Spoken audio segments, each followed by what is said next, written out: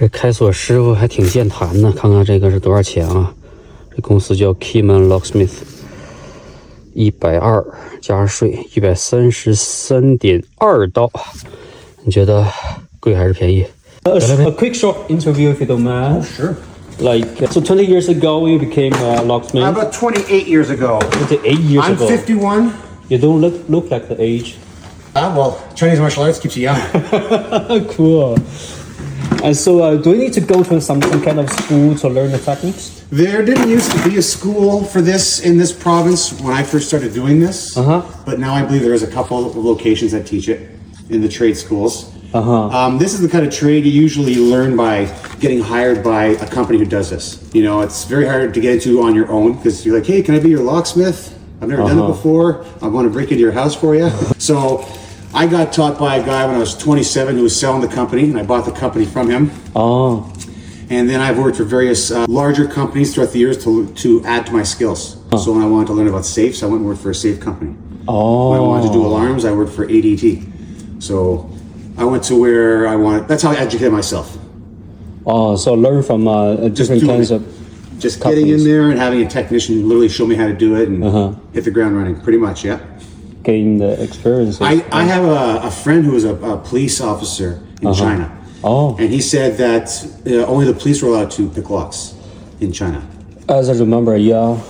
In China, you need to keep a record in the police office. Yeah, you betcha. And in other provinces, there are what's called a lockpick license, but not in Saskatchewan. Not in Saskatchewan. You can actually buy them at a few places in town sometimes. A lot of places stop selling them because they're considered an auto theft tool. But that was in the 80s and 90s before transponder chips came into play. And back in the day, you could literally pick an ignition on a Ford Mustang, get it, and then just fire it up and go. I see. And some Honda Civics could be picked as well. And so that's why they're considered an auto theft device. But nowadays, you're not picking anything and driving away with it. You got to have some kind of like little computer, James Bond stuff, you know? As to the price, how much you usually charge for a regular easier lock?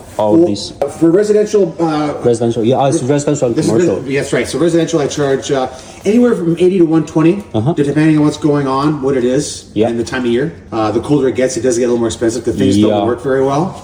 Yeah, very nice. Like sometimes they just won't pick because they're frozen, and then I have to basically break in the old-fashioned way with a drill. Yeah. But so that's what varies, and I have commercial rates. And again, it depends on what I'm doing. With commercial, there's metal doors. Yeah. So am I putting holes in that door for this job? So I have to include drill bits. I use very expensive hole saws with carbide tips that cut smooth as butter very quick.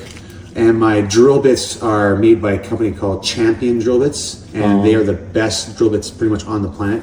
They're made to drill hardened steel. So that's what I would use to drill one of these locks because it's just in and out.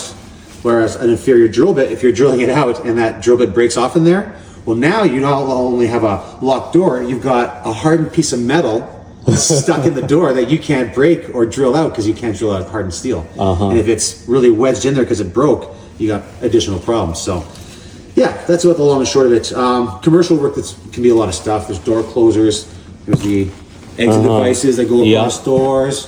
You know, are they a huge glass door? Is it a mall? Is it a medical building? Yeah, I understand it's reasonable to charge more because you spend more. Absolutely, and a lot of times the more complicated the job. So there's some exit devices on some doors where I charge more for the job just because it's not a matter of just turning some screws. They have to come off a specific way, and then they have to go on a specific way, and they're very finicky. A lot of locks can go on different ways, and then there are different functions. So you can put it all together, and it won't work at all, as in it's always locked, or it's always unlocked, or the latch isn't working just because one little thing was put at a time.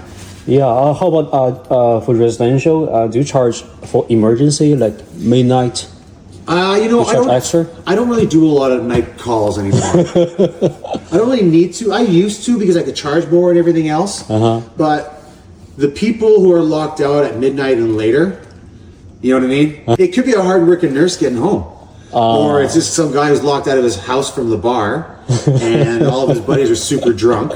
Or who knows, maybe it's someone who's saying they're locked out of a house just so that they can get you there to mug you. Because the city used to be a lot safer too. Yeah. You know, back in the day, this would be about, like, This area south of here would be like the harder areas. Yeah, north is a little better, but north is better. Still... I was a couple blocks that way, and we owned our house, and it was good, but you had to be on guard. You know, if you left your car unlocked, someone was going to go through it that night. There's no two ways about it. So back in the day, it was a lot safer. You could kind of recognize who the bad guys might be, but now it could be anywhere in the city. I've done rekeys and repos in all corners of the city, where they're brand new buildings and they're a complete drug den. All the light bulbs are missing because they're using to smoke drugs. The place is ruined, holes in the walls. You know, hardware missing, broken windows. Yeah, I've seen some of those houses. Yeah, you would see the same ones. Yeah. You're in the same business pretty much. I'm the guy who gets there just before you get there. Well, so awesome. I didn't catch your name. I'm Brian. Brian. Keyman Locksmith. Nice meeting you, and thanks for your help. Absolutely. How should I pay you? E-transfer? I do take e-transfer. I'll write an invoice for you. Yeah. Just you can text me your email address, and I'll just do the e-transfer right away. Sounds good. All right. Thank you, Brian. It's going to be $120 plus the taxes. Okay, sounds good.